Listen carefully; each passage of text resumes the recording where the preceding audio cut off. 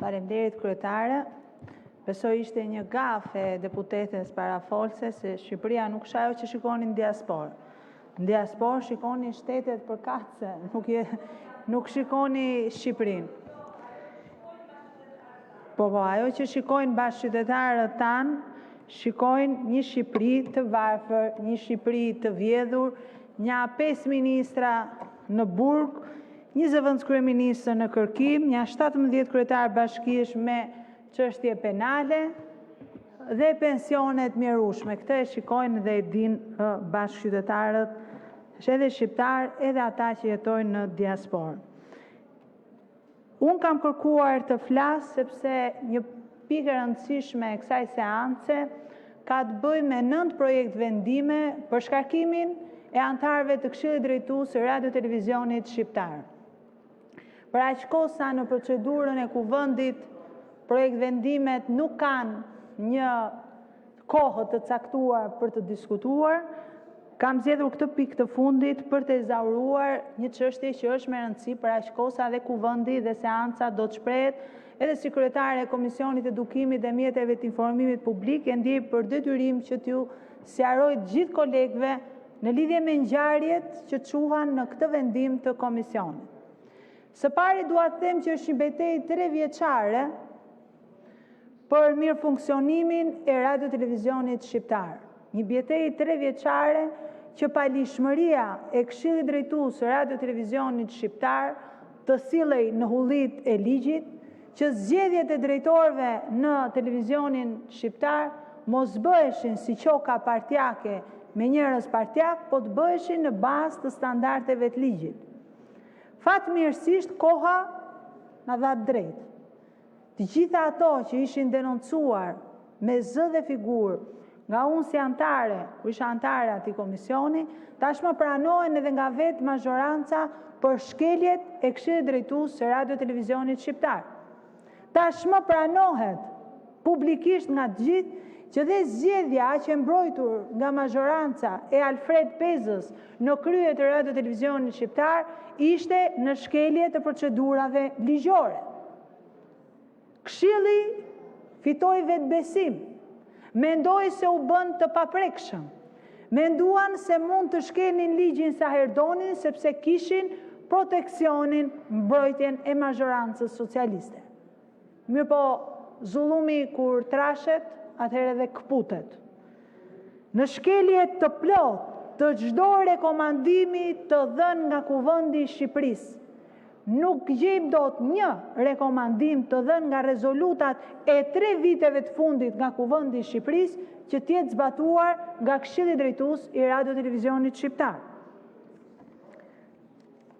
Këshilli Drejtues i Radio Televizionit ka votuar me vendimin numër 4 të datës 27 i pari 2025 për mos të përzgjedh për të vijuar garën kandidat të cilët i plotësonin kushtet për të vijuar garën. Nuk ka zbatuar pikën 2 të nenit 11 statutit RDSH-s që përcakton të gjithë procedurën e zgjedhjes drejtorit. Nuk ka miratuar një procedurë standarde e cila t'i përgjigjej nevojës që i kërkonte statuti dhe ligji Këshillit Drejtues. Këshilli Drejtues ka konsideruar vot të fshehtë, votën online nga Vietnami të një antari të Këshillit Drejtues, i cili i paskërkisht thënë sekretares së Këshillit që unë do votoj pro këtij e kundër atij, ajo i kishte mbajtur shënim dhe mbas kjo ish konsideruar vot e fshehtë. Sipas procedurës së Këshillit Drejtues së Radio Televizionit Shqiptar.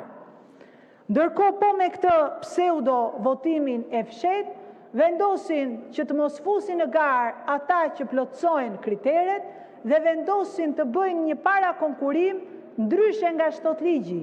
Ligji thotë që kalohet një listë e gjithë atyre që kalojnë kriteret dhe nuk thotë bëhet votim nominal për secilin, votimi i cili do duhet bëhet në fazën kur përzidhet drejtori i përgjithshëm. Këshilli Drejtues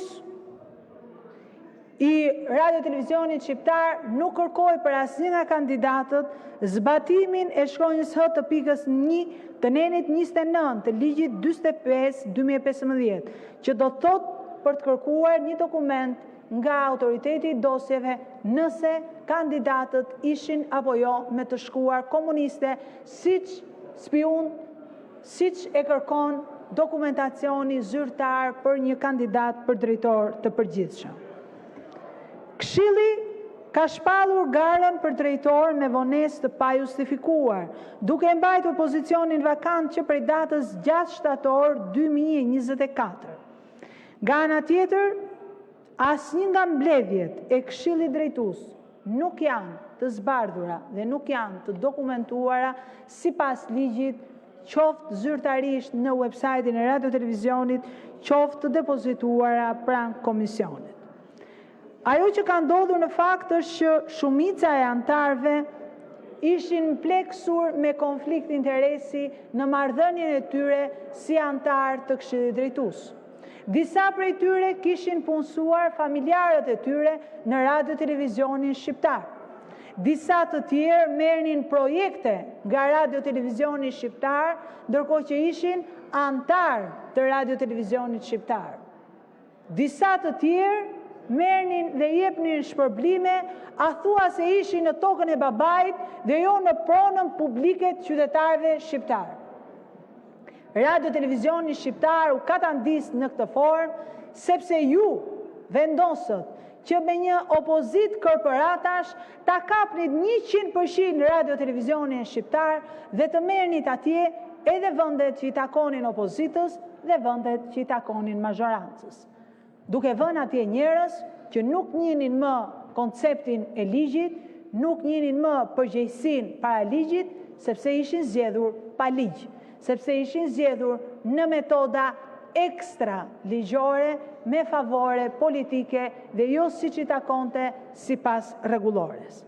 Kontrollet lartë shtetit e nxjerrin Këshillin Drejtues aq të fajshëm sa edhe drejtorët e përgjithshëm, të cilët njëri ka shkuar në burg e të tjerët janë kandidat për burg, në keq menaxhimin dhe në uzurpimin pa të drejtë të parave publike të cilat jepen nga buxheti i shtetit për Radio Televizionin shqiptar. Dhe nuk janë pak, janë rreth 23 milion euro çdo vit, të cilat shkojnë dhe përdoren për qefet e Këshillit Drejtues, për një drejtor që bën qoka, e për një tjetër që pushon nga puna e merr disa të rinj, e për një tjetër akoma që rikthen ata të vjetrit e heq ata të rinj, duke e bërë koston 2 fish më të madhe për gjitha gjyqjet që detyrohen pastaj këta punonjës të shkojnë dhe të fitojnë dhe të paguhen nga parat e buxhetit të shtetit. Radio Televizioni shqiptar nuk ka depozituar në kuvend një kopje të raporteve mbi prodhimet e porositura nga Fondi i Prodhimit Pavarur, emrin e shoqërisë apo personave të kontraktuar, apo përdorimin e Fondit të Prodhimit Pavarur gjatë vitit kaluar apo shumën e mbetur pa shpenzuar. Pra, ishte kthyer në një fluck e cila mbante vetëm vetveten dhe nuk mbante asgjë nga interesi publik.